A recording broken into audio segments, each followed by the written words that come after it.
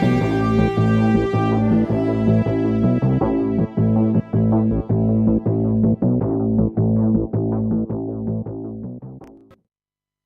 afternoon, welcome to UK Column News. It is the 16th of October 2014 and it's just gone 1 o'clock. Myself, Louise Collins, Brian Garish and Nick are here in Plymouth. And our guest today is Chris Spivey, who is in the South End area, I believe. Hello. Hello. As you can see, tropical weather in Plymouth. A little bit of grey sky and rain, but quite warm in the studio. So here I am, bringing back summer sunshine. Okay, I'm freezing, but there you go. It's mild but drizzling in mid-Wales. And what else have we got? I think that's it. The only weather report is drizzle in mid-Wales. So we'd better move on from there. Well, we're going to start straight away with the subject of Marine A, Alex Blackman. Now, this is the Marine who was imprisoned for shooting a wounded Taliban on the battlefield. Raised huge controversy at the time. This man's still in prison, and we understand that another 10,000 signatures are needed in order to get a debate on this man in Westminster to consider essentially whether the trial and his subsequent imprisonment was just. Now, we at the UK column believe that this is a huge opportunity to start unwinding problems that have been created. So the troops fighting overseas, of course, were doing the bidding of others, and warfare overseas is violent and unpleasant. Well, it's unpleasant wherever it takes place.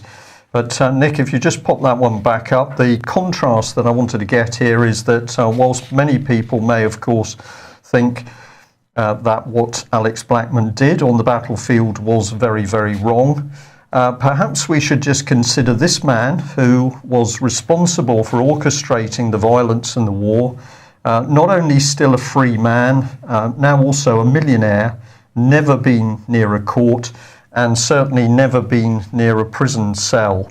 So we wonder whether it would be appropriate if we can get suitable debate going in Westminster, and also consideration of whether senior British politicians need to go to trial for war crimes, that Alex Blackman's predicament would offer an opportunity for a reconciliation between members of the parts of British community and overseas community, of course, torn apart by the actions of Tony Blair.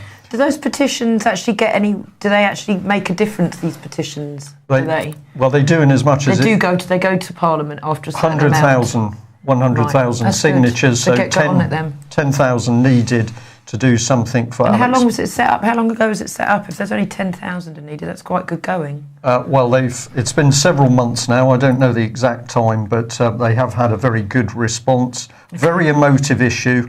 We are saying, think about this one really deeply. This man puts his life on the line to do a job. You can say he failed on the battlefield at a particular time. But he's in prison while British politicians who created the violence in the first place are strutting around on the world stage. I think I know where my vote goes. And, well, what is happening in Britain, we get more and more clues from watching what ACPO, a private company, of course, is advising. And the police are now saying that their own police officers should be entering gun owners' homes and securing weapons using anti-terror laws. So again, if we have a look at this really as to what's going on here, the police have been arming themselves with thousands of automatic weapons, batons, CS gas, pepper spray, tasers, of course, I haven't got listed there, and water cannon. Meanwhile, the public is to be inspected and disarmed wherever possible. And who's setting this policy? Well, a private company with some very questionable senior police officers. So why is this happening? It's our opinion that what you're seeing here is the state becoming ever more fearful that the ordinary man and woman will get to the stage where they think it's necessary to act in order to correct the criminal activity in Westminster. And of course, guns, as far as the establishment concerned, remarkably dangerous. Which leads us on very nicely to the police, who clearly think in this case, in this country, they can just break into people's homes. And Chris Spivey has been on the receiving end of that. Hi, Chris. How you doing? We should have Chris Spivey with us somewhere. I am here. Okay. Hello, Chris. You're right. Hello, Lou. Yeah, I'm fine. Are you? Yeah, we're good. We're good. Yeah. So, Brian? Yes, and I can hear you okay now. Excellent. have we got visual on Chris today or not? Yeah, there he is. So, Oh, I've got a face for radio, haven't I? No, that's fine. Chris, you've had a lot of things happening around you with the police over the last few months. Your home literally raided at 2 o'clock in the morning. Your door and other fixtures and fittings broken. You've been threatened. Your family's been intimidated. Social services have been brought in. Just for viewers and listeners, give us a recap of from that first encounter with the police. Take us through to what's recently happened, and just explain what has been going on around you. Was the 30th of July, and it was about 1:30 in the morning. Big knock on the door. Now I live in a flat, or a block of 6 flats, and there's a security door to come from, which you need a key fob to enter by, and then you have my front door on the ground floor. So it's a big knock on the door, but obviously the security door didn't ring the bell. So at first I thought, it's my neighbours or whatever. I looked through the spy hole, and I could only see one policeman. And of course, as far as I was aware, I'd done nothing wrong. And so I just opened the door, and there was another 3 behind him. So they asked my name and whatnot. And if I was him, I said, yeah. I expected at this stage that they were going to tell me there'd be some sort of accident with a member of my family or something, he said, can we come in? So I said, you got a warrant? He said, no. I said, well, you're coming in then. And at this point, my daughter, whose bedroom door is right by the front door, came out, quite obviously upset. And while I'm doing that, while I was turning around to tell her to go back in the bedroom, they wandered in and arrested me and said, we're going to search your property. So I said, no, you're not. You ain't got a warrant. He said, we don't need a warrant. So I said, where does it say you don't need a warrant? He said, under section 32 of the PACE. He said, and by this time I'd been arrested for suspicion of harassment. Now, I don't know how you can be arrested for suspicion of harassment. You either harass someone or you haven't. Simple as that. But anyway, they was very aggressive. There was 3 fellas and a woman, and they was very, very aggressive. So I didn't want to see a copy of section 32, and they wouldn't show me it. It's all like, you can see it down the station when you get down the station. Now, if you either behave yourself, or we take you down the station now, and we're going to search anyway. Of course, my daughter was very frightened. Never had this sort of thing before, so I didn't have a lot of choice. But I kept him wanting to see this is a copy of section 32 of PACE. Eventually, one of them, he sort of moved the sheet over to me, but he wouldn't let me hold it. I don't know if it was hot or what. But straight away, I saw the word indictable offence. Now, section 32 says you can only search a property if the person has been arrested on that property or very close to that property, and the offence he's charged with is an indictable offence, which I say harassment isn't. So straight away I said, you're not on. It's not an indictable offence. And at this point they became, I wouldn't say nervous, Brian, but they became a lot less cocky, a lot less sure of themselves. And one of them walked out, obviously went to make a phone call. He came back, he said, yes, we can search your property and take what we want. Once again, either you behave yourself or we'll take you down the station now. Now, at this point, a policewoman had already started searching my daughter's bedroom, where my 16-month-old grandson was asleep. And when I say search, I mean search. They had all her clothes out, all her purses open, under her bed, all the drawers out, everything, the whole lot. When they'd finished there, they went into the living room, and there was an hour and a half in the living room. Now, I wasn't allowed out of my daughter Stacey. I wasn't allowed out of the bedroom. But at first, Stacey was. You know, every time she said, "Can I go to the toilet?" they said, "You know, you're not under arrest, like, you can go where you want," you know. And then Stacey heard them say they were going to take the router for the internet. Of course, like, my daughter can't live without the internet. So she said, "Well, what are you taking that for? You know, there's no need to take that like that. That's got nothing to do with it." So they said, "Oh no," but they unplugged it, you know. So she said, "Can I go and plug the internet back in?" And once again, "Yeah, sure, you're not under arrest, no problem." So they let me in here, and she plugged the router back in, came back out again, and about 10 minutes later, it stopped working again. You know, I've got dodgy connection anyway, but you have to mess about with it. Anyway, she went to go in the living room again, and the cop said, "Whoa, no, you can't go in there, you can't go in there." So, very, very strange. He said, like, put his head around the door and said, "Can you make sure the internet's plugged in properly?" Which they did. And it's strange that I wasn't allowed to come in here, or Stacey wasn't allowed to come in here, where 10 minutes earlier there was no problem. There was an hour and a half in here, and all they took was 2 computers, not in sealed bags, incidentally, a printer that didn't work, my mobile phone, which I never used. I don't use mobile phones. I only had it for when I went away to Blackpool to get a talk, so Stacey could keep in contact with me. And in the back of the room, to this side, there's a coffee table. Under that coffee table was a notepad computer, you know, the little laptops. They never have got that. And over this side of the room, there's a cupboard behind there.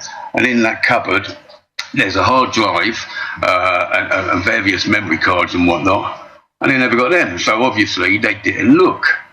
So what was they doing in here for an hour and a half? Just unplugging 2 computers. It takes 5 minutes, you know. Once they'd finished, they didn't search. They didn't search at all in the bathroom, at all in the kitchen, in the walk-in cupboard in the hallway. They never looked in there, and there's all manner of stuff in there. And they never searched my bedroom either. So, you know, how was that? Like, I mean, there's no time limits on searches, as long as they take, you know. And all through this, I say they'd been very rude, and the copper who was making sure that I didn't walk out was, you know, very aggressive to me. When Stacey's 2 friends turned up to keep her company, because obviously they wouldn't take me no matter what. They was very rude to them as well. They had to give, like, you know, the ins and outs of a duck's what's it to get through the door, and, you know, their names, addresses and whatnot. And I was saying, incredibly rude.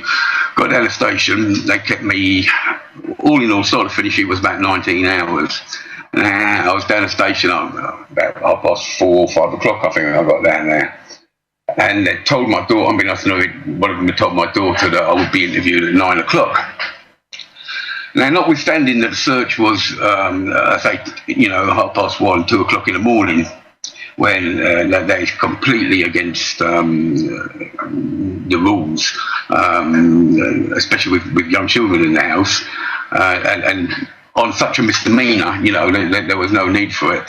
Why didn't they get a warrant in the first place? You know, why was the sudden urgency to arrest me? I say, as far as I would have answered the door if I'd done something wrong, you know. So it was as if I was going to run away for this misdemeanour, this suspicion of harassment. And was this all over Woolwich, Chris? It was, yeah. Well, so I'm told. I never got to the bottom of who made the complaint. It was I was arrested on behalf of the Greater Manchester Police, and according to the Sun newspaper, it was because of a complaint made by Lynn Rigby. But the police never told me, you know, exactly who made the complaint. But I say, you know, 9 o'clock came and went, and then because I'm diabetic, I had to see the doctor, and it was it was 10 past 10 at that time because I looked at the clock on the wall. And she said, "Do you know what the hold up is?" And I said, "No." And she said, "Because, well, they're not sure who's going to interview you, whether it be the Greater Manchester Police or the Southend Police or the Essex Police." And I thought, well, bloody hell, if it's the Manchester Police, they can't be down here, so either I'm going to have to wait, 3 or 4 hours before they get here, or they're going to cart me off to Manchester. I think, if I had no watch, but I would guess it was about 1 o'clock when they finally started interviewing me, two fellas from Southend CID. Now, once again, CID interviewing someone on a misdemeanour doesn't make sense, but it was obvious what they was trying to ascertain, do I belong to any religious groups, am I a Muslim sort of thing, obviously trying to link me with terror, which I'm not. I have no religion. I respect people's religion. That's up to them. People can believe whatever they want to believe, but personally, it's too much of a leap of faith for me, and I don't have any religion, But I say, they was asking me these questions. They had a load of photos and whatnot that was taken from my website, and they was asking me questions. Now, I answered them, and because I've got nothing to hide. Then they asked me about Prince Charles. On my Facebook page, that's linked to my website, not my personal Facebook page, my Facebook page that links to the website. The head photo was a picture of a mock-up picture of me and Prince Charles, and Prince Charles, "My God, you're lovely, Spider," and me saying, "Bugger off," but in stars, And it had been there 6 months, no problem. And I said, "Well, what are you showing me that for?" It's been there 6 months. And then they started talking about my Facebook page. And, obviously Facebook don't tolerate harassment. And I know for a fact that a charity, supposedly a charity, over 300 people on there had reported me to Facebook, complaining about, my Lee Rigby articles, and nothing had been removed. Well, the only thing that Facebook removed was a picture of William Hague with a penis on his head, and I didn't even put it on there, and I thought that was a bit rough anyway, because he's a big dickhead. But nothing was removed. And I say, Facebook don't tolerate your harassment, so I can't have been harassing them now. Chris, just as we're going to watch the time a little bit, so just right. Take us to just, if you can just sum that up, that particular interview, and then get us into the next incident. And how long was it between July and October? Well, that first incident, I say that there was no. I've been asked to remove nothing, so I can't have been harassing anybody else. Otherwise, I'd still be guilty of it. I was bailed without any charges and no charge on the bail sheet. And then I was meant to be answer bail on the 5th of September, I think it was. And I was just getting out of the bath, ready to go. I had to be there at 10 o'clock, and it was about 9 o'clock. Big knock on the door. I thought, oh, that's an old bill knock. So I told him I got my jeans on, got to the door. Then I already opened the door to walk in, but luckily I have a latch on it. So I said, "What are you doing?" He said, "Well, Chris Byfield." I said, "No, what are you doing?" He said, "You meant to answer bail today?" I said, "Yeah, and it's 10 o'clock. He said, "It's been extended. Here, take this." And that was it. When was this, Chris? Sorry, when was this? That was the 5th or 6th of September. I can't remember exactly which load. And I say nothing else happened. In all this time, they've still got my stolen computers. I haven't asked for them back or anything like that, even though I was illegally arrested and they was illegally obtained. Then, I think it was the 6th of October, or might be the 9th. About 5 o'clock in the afternoon, bang, bang, bang on the door. I was asleep at the time because I work through the night and sleep in the days. My daughter's coming in. She was, Dad, it's the police, it's the police. So I went to the door, and they'd opened the door. So, no denying that we weren't in. I said, what do you want? He said, we want to talk to you. I said, you got a warrant?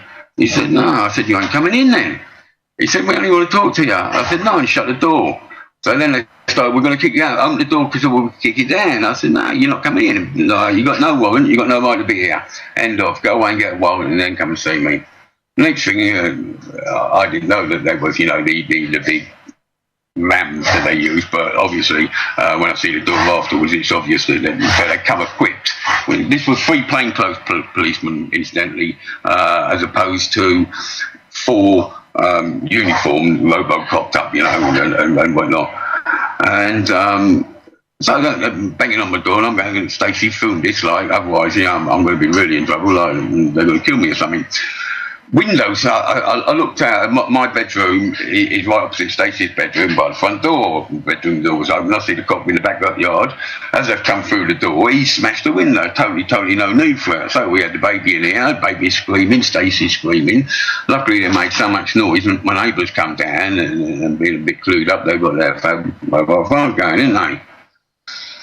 So he's arrested me on suspicion of having indecent material on the computers that they stole. So a lot of people had been warning that this would come to this, but there was measures taken anyway, unbeknownst to them. So anything on there that's indecent or illegal, you have put on there. Anyway, so they had me away. They wanted me to sign a sheet saying no damage, and that sheet's on my website for everyone to see. No damage. Like the door's still off. I've got a big piece of plywood across the front of the door. The door's still off its hinges. We showed the pictures last week, actually, of the doors and the damage that they'd done. Well, there you go. That's what the police class has no damage, Lou. Yeah. So off I went with the 3 of them. And it was amazingly quick. The whole, from start to finish, I was away 6 hours. Now, the photos they showed me, Southend CID again, the first one that came up was Brooke Shields in the bath, a photo shoot taken from when she was 10 years old. Now, this photo, I got it off some sort of Wikipedia site, events of the 20th century that caused a scandal, because these photos were taken for a magazine. They appeared in a magazine when Brooke Shields was in the bath, 10 years old. Her mother was there, she had a pushy mother and whatnot. But I say they've come off a reputable website, and you've only got to type in Brooke Shields 10-year-old photo shoot, and the pictures come up uncensored, and I censored them for when I put them on my website, uncensored, without even mentioning the word nude or naked or anything. Just Brooke Shields 10-year-old photo shoot, try it for yourself, they'll come up. So I said, yeah, and then they showed me a load of paintings done by the paedophile artist Graham Ovenden, which I've read about 6 articles on Graham Ovenden. Once again, type in the artwork of Graham Ovenden, and these pictures that they were showing me will come up straight away, uncensored. So yeah, no problem there. Then they come out with, I don't know if you know the painting, it's a vile, disgusting painting, or photograph actually, of a little girl weeing on another little girl. And the little girl who's being weed on has her legs splayed and is naked. Now, this photo, I can't remember the name of it, is what was displayed in a Newcastle art gallery, and the police investigated it and advised the Newcastle art gallery to take it down, which they did. Now, the owner of this photo, and I don't know, when I say photo, I think it's a big portrait size sort, not a little snap. The person who owns this is Elton John. And if you type in Elton John's child, I don't know where, child artwork or whatnot, the photo comes up again uncensored, and it says, categorically states that the Crown prosecution ruled that this photo was not illegal. Now, do you mean to tell me after this is like 2 months have passed since I've had the computers, and they didn't know that was illegal? Yeah. That was legal. Yeah. Right. So, Chris, you get out again, and no charges of any charges been levelled against you? No bail conditions, nothing. Okay. But while they was charging me, they said that a social worker will be around first thing in the morning. If you know what's good for you, you'll cooperate with him again. Do you want me to just shut that curtain, Brian? It's the dog side. Yeah, that's okay. Right. So we've this is classic, isn't it? The social worker didn't come that day. He came the next day, 48 hours after I'd been arrested. So there was obviously no rush.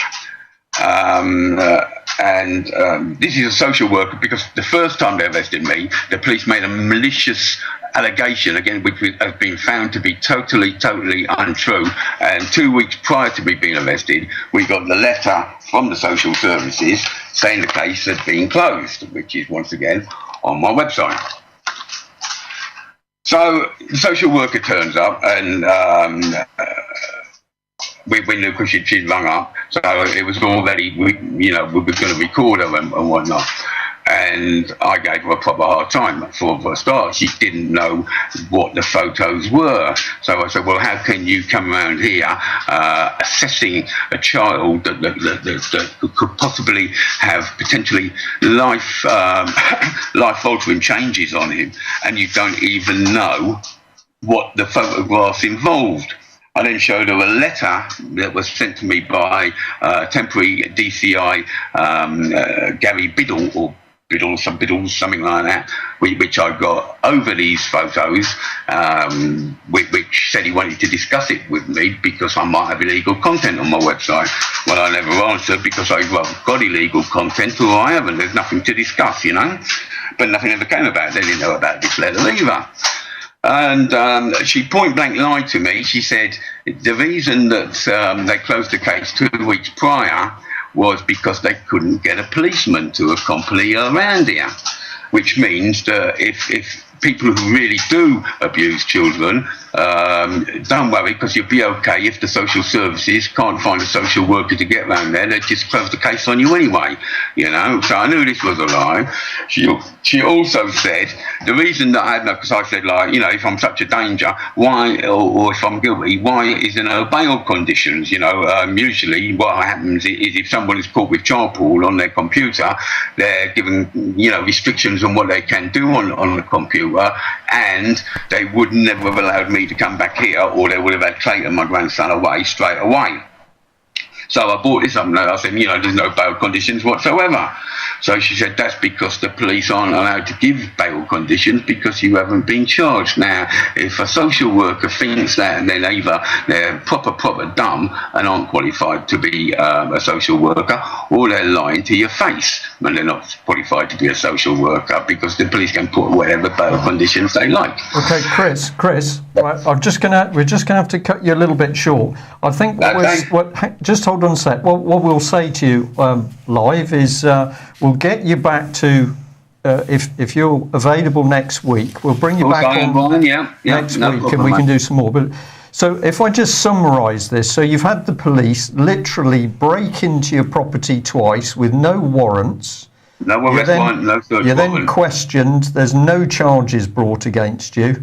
Not at all. And all you've got to go on is that somebody somewhere reckons that you were harassing them over. But they haven't sued me for libel, Brian. Right. Why? It would be the logical route. Yes.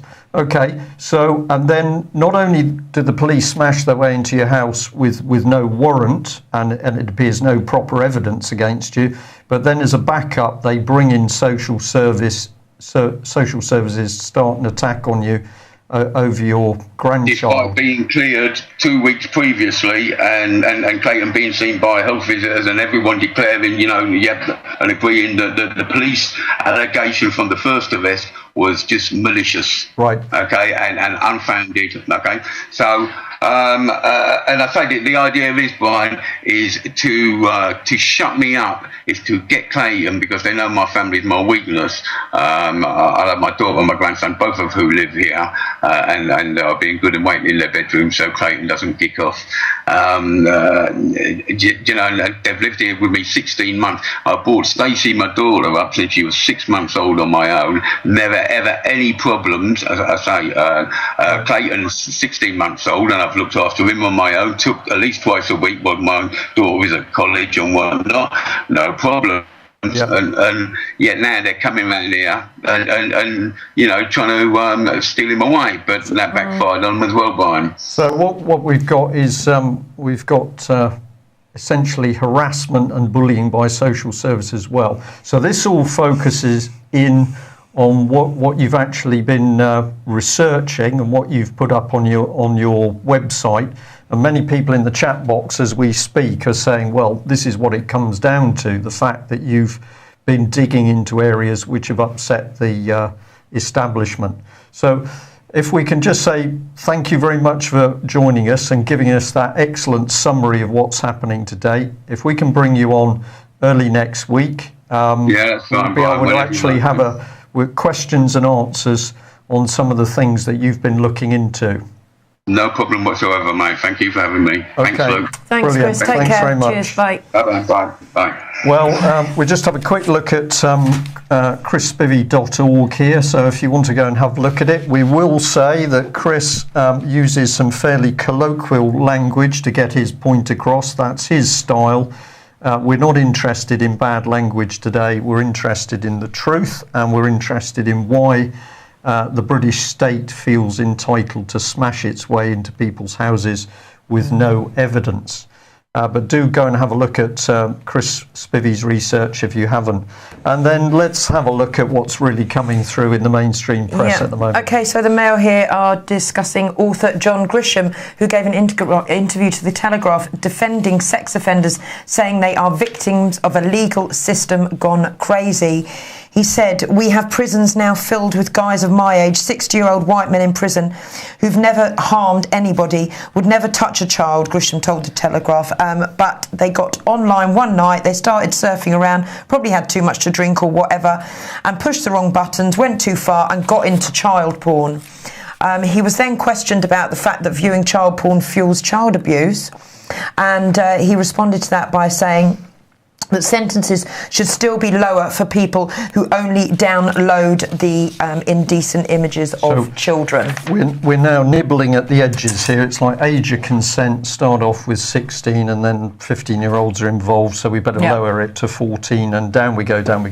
And now what we seem to have coming in is the nudging towards the fact that, well, of course, this is all normal and we should make it fully normal at law. And bring us into the BBC, of course. Stephen Glover here has wrote a piece on how the BBC are preparing to install a plaque of honour for the late DJ John Peel on its John Peel wing at Broadcasting House. The plaque should have gone up actually in 2012, but the BBC held back due to damning allegations accusing Peel of having sex with underage girls on numerous occasions on BBC premises. But apparently the BBC is actually now planning to put back up this plaque. In this article, they are highlighting how many other BBC, so-called heroes and legends of the BBC have come into the spotlight and unstuck. But they are continuing, to make the BBC is continuing to make the same errors by still honouring this man. And apparently, at age 26, he married a 15-year-old American girl called Shirley Ann Milburn. And he got her pregnant. And then when he was working over in Texas as a DJ, he recalled later on, giving an interview, he said about 13-year-old girls queuing up at the door. He said, "Well, of course I didn't ask for ID." He said, "All they wanted me to do was to abuse them sexually, which of course I was only too happy to do." And those are quotes directly from John Peel. And apparently in October 2012, Jane Niven alleged that she had a 3-month affair with Peel when she was just 15 and he was 30, and she became pregnant and had a very traumatic abortion. So all of these allegations up against John Peel, but the BBC still highlighting him as a hero, and I think they even still have a John Peel Day on the radio as well. Yeah, big questions to be asked on the BBC. Pretty despicable organisation.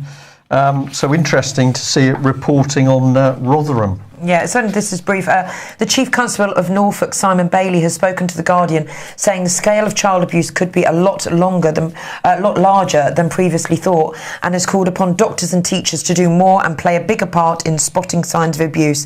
He went on to highlight how abuse had been ignored by agencies such as police and councils.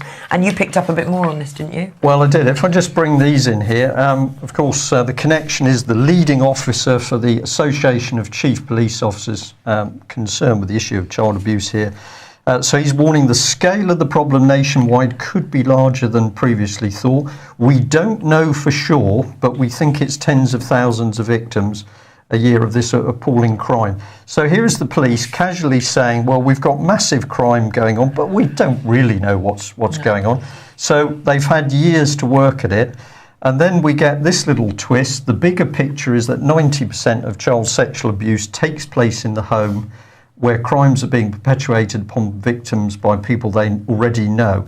Well, hang on a minute. If he doesn't know what's going on, which is the first statement, how is he able to say that 90% of the abuse is taking place in the home? And I think we're finding it in care homes. Well, this is the question. How many children are being abused in care homes? We got 1,400 in Rotherham to start off with. It looks like we're up into the thousands in Nottingham. We got North Wales. And yet this man is saying, oh, no, it's people abusing these children in the family environment. But he admits that police don't have the evidence. So this is a pack of lies, it's propaganda, and it's coming straight out of the Association of Chief Police Officers, who are the very people concentrating on gun owners instead of protecting the children. So if you follow it through, this is your Guardian article here. So the problem's bigger than previously thought. Oh, now we've got a figure, 600,000. Well, 600,000, and we're not seeing significant prosecutions. We haven't got any prosecutions over the children's homes.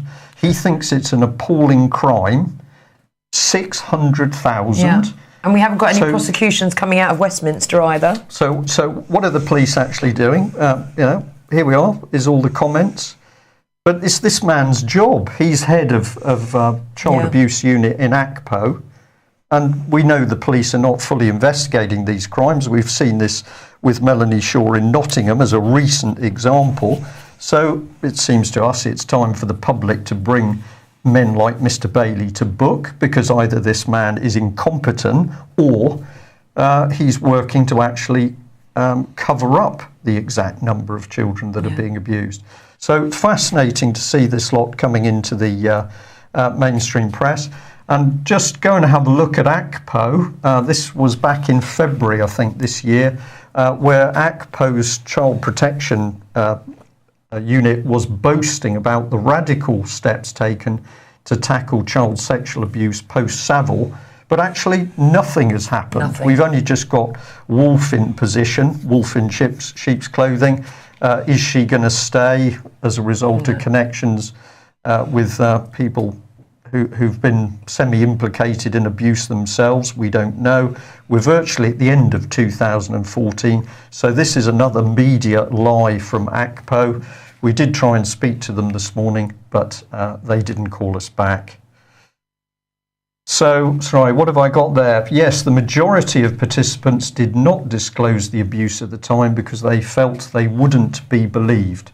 For those who did tell someone, no action was taken, and many were laughed at or dismissed. And that was going on in Oxford, it was going on in Nottingham. So the police know all this, but are they actually pulling apart the high-level paedophile rings? No, they're warning off whistleblowers like Melanie Shaw, Ben Fellows. I did see something today that Samantha Morton, the actress, is going to be, the police want to interview her so they can take action against the home that abused her. Oh, well, she's high profile, isn't she? She looks good on the TV. She's high profile, so this will give them another opportunity to drift public opinion.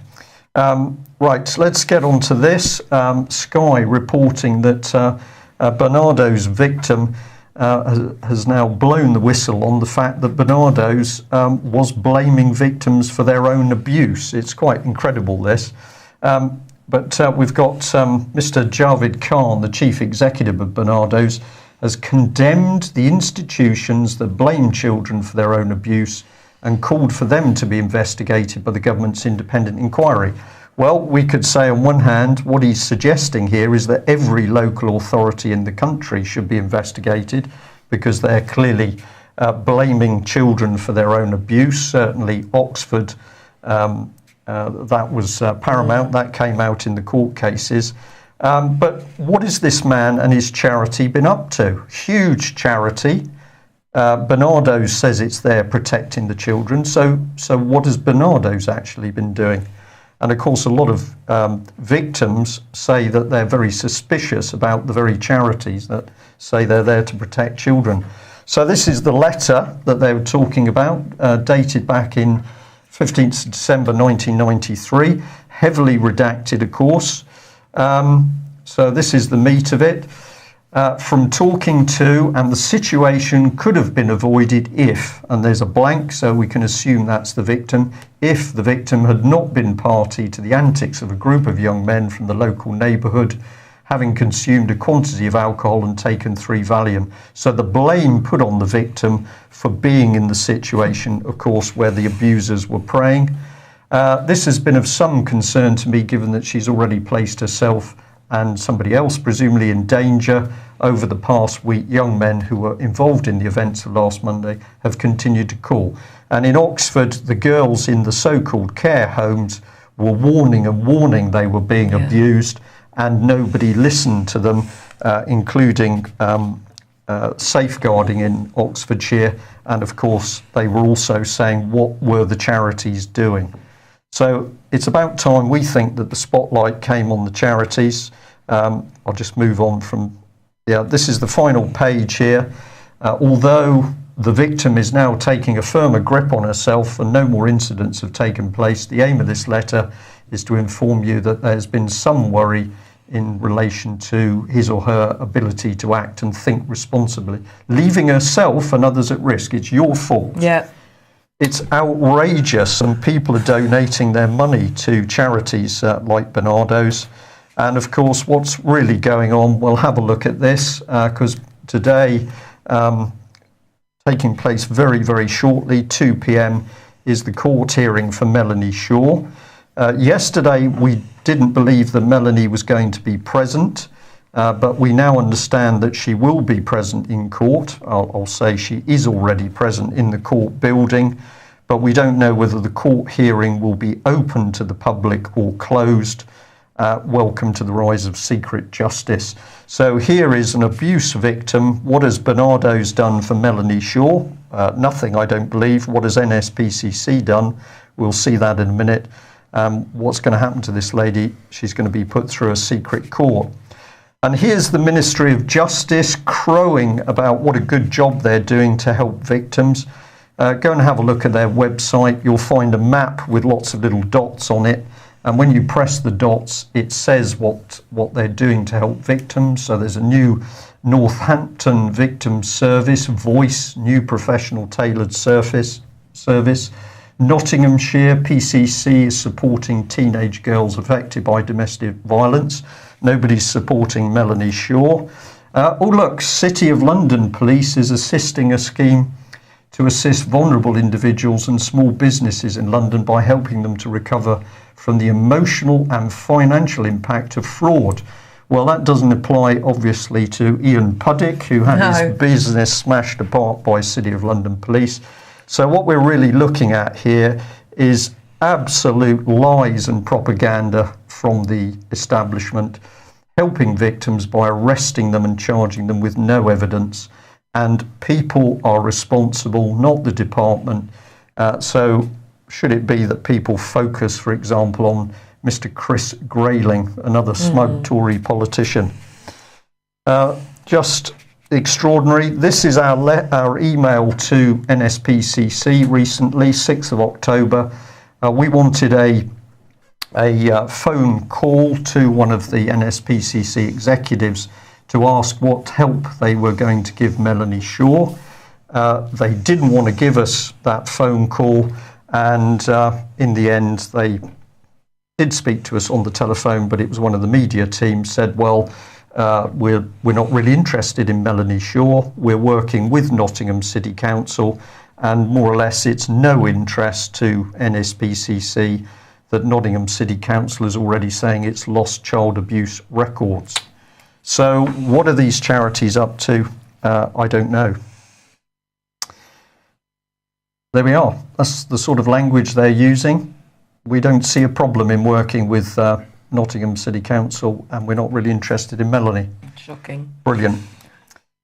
Well, okay, this is unbelievable. This appeared in the Mail. I got sent it last night coming over from America. But if we can go to this next picture, this footage that was being broadcast live on American news networks of a second nurse to contract of Ebola being put on a plane in Dallas. Now, you can see here a man with a clipboard, and he is not wearing any protective clothing. And as the Mail point out, he seems to be directing the transfer. But my question is, could he actually be directing the entire stage set, possibly? The whole production? Of course, the mainstream media are up in arms, saying this man, who amazingly can now not be found, should be quarantined. And, of course, officials are refusing to comment about this. Also, a lot of mainstream media are using this to continue the fear-mongering by saying that the CDC are handling the crisis in the wrong way. Now, it reminded me of pictures that I got sent from Spain, which we have here. These came out about a week ago, where a supposed Ebola patient is being removed from a plane. You have the people outside of the plane in their protective gear, but here you can clearly see the people inside who've transported the patient are wearing no gear at all. And I just wanted to bring this picture to people's attention to see if I couldn't actually see anyone in this incubation booth. If you can just go on. And that is supposedly being the Ebola patient being removed from that plane where you saw the guys not in the protective clothing. And this is the patient that they brought out. But can you see anybody in that tank? Well, it does all look a bit sort of flat. And it looks like a deflated sort of balloon or something, doesn't Exactly. But we're going to be discussing this on tonight's No Holds Barred show with Dr. Chris Grayling tonight at midnight on the People's Internet Radio. So we're going to be looking more into this. And there is a lot of word out that a lot of it's come from people who've had a Red Cross vaccine. But we're going to talk more about that tonight. But Obama has spoken out yesterday, and he spoke to reporters confirming that he is taking Ebola very seriously, but stressed that Americans have a very low risk of infection. He said he shook hands and hugged and kissed nurses at Emory Hospital who were treating one patient. There are calls from lawyers for Obama to put a travel ban in place to and from affected areas. Right. Well, I wouldn't want to be hugging and kissing Obama. No. Never mind Ebola. Leave that one if you want. Go on to the next one. Okay. I think it's worth covering. Okay, Lord Freud, who is the Welfare Reforms Minister, made a statement at a meeting at the Conservative conference 2 weeks ago, saying that disabled people should be paid below the minimum wage at £2. This all came to light after Ed Miliband yesterday started commenting on it at PMQs, and he actually asked Cameron, were comments made by Freud his thoughts also, and Cameron replied, of course not. And today Freud has made an apology, and he said, I would like to offer a full and unreserved apology. I was foolish to accept the premise of the question. To be clear, all disabled people should be paid at least the minimum wage without exception, and I accept that it is offensive to suggest anything else. I am profoundly sorry for any offence I may have caused to disabled people. Interesting, isn't it? There's something fascistic, isn't there, about what's coming to light in the country. Indeed. Police smashing their way in, children taken. If you're disabled, you don't really want to be earning as much as other people. The true colours are coming to light through the suits. But luckily, some people are taking some pretty effective action. And we mentioned yesterday that on Tuesday, a group of peaceful protesters spoke out at Glastonbury Town Hall Council meeting, and they were looking to secure a response from the council on the subjects of Agenda 21. What they were focusing on here is the true Agenda 21, which is the world population is going to be reduced, people are going to be forced to live in cities, and we are to be grossly controlled. And of course, the Lisbon Treaty, stripping away freedoms of us here in UK. They pointed out that both were major attacks on our freedoms and liberty. Some members of the council found the concerns and questions put to them amusing. They all thought it was a bit of a joke. I would suspect they have no idea what Agenda 21 really is. And the protesters demanded that their elected councillors stood with them in lawful rebellion. Well, they didn't get a response to that, and as a result, they took over. If we just pop that one back briefly, Nick, thank you. They didn't get a proper response, so they took over Glastonbury Town Hall under Article 61 of the Magna Carta 1215. Now, this is not a spur-of-the-moment thing. This group of people have been in touch with the Duke of Rutland, the senior peer of the Barons Committee, and the significance of this is that the Barons Committee back in 2001 effectively challenged the Queen on what was happening in the country, that she was giving away her sovereign powers, she was accepting mediatisation, and they said you can't do this under the law of the land. But essentially that committee was refused entry. There was no proper reply to their demands. So these are the proper